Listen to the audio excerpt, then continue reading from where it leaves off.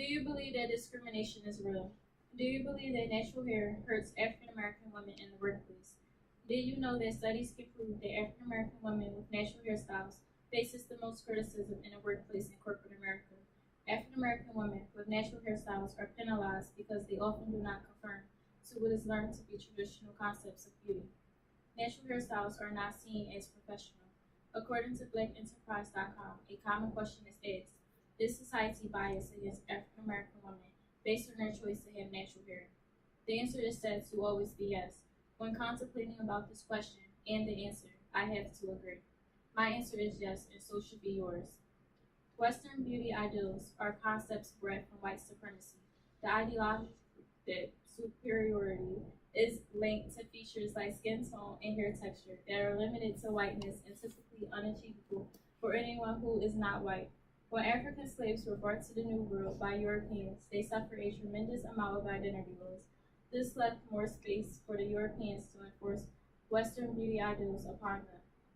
This included features that represented closest to that of a European person: slimmer nose, lighter skin, thinner lips, blue eyes, and so forth. According to the author of Don't Play in the Sun, One Woman's Journey Through the Color Complex, Marita Gordon believed that lighter skin began to be associated with privilege, and that became associated with beauty.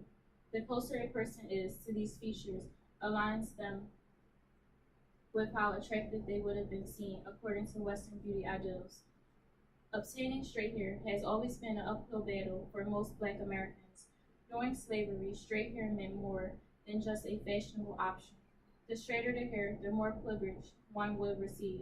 Straight hair translated to economic opportunity and social advantage, and this way of thinking is still current today. Black women who fall outside of the binary of beauty due to the state of their hair oftentimes fall outside a binary of opportunity.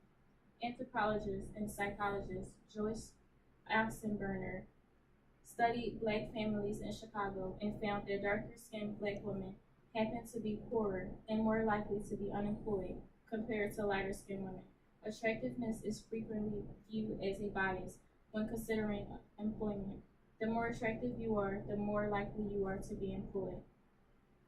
This is when assimilation begins.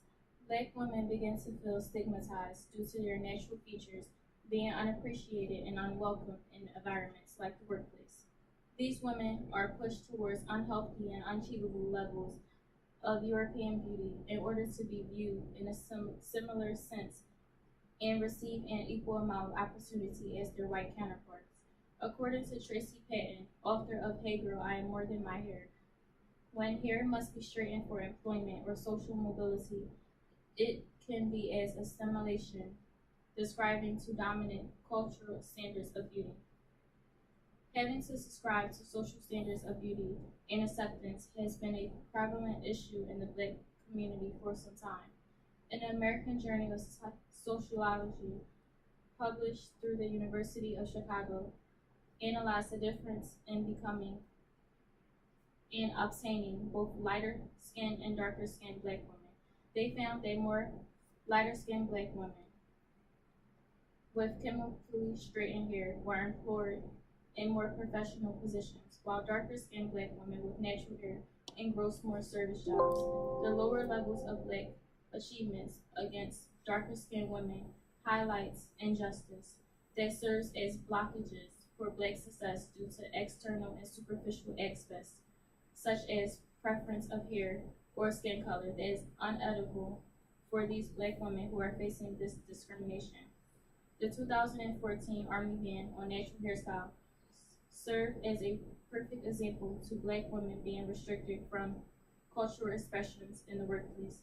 Black women who physically dedicate their lives to serve this country has been personally disadvantaged by new regulations, which bans most twists, dreadlocks, and large cornrows, all styles used and worn by Black women. A number of Black women in the armed forces have been issued out statements saying they feel personally attacked and they believe that the regulations were put in place to support a racial agenda.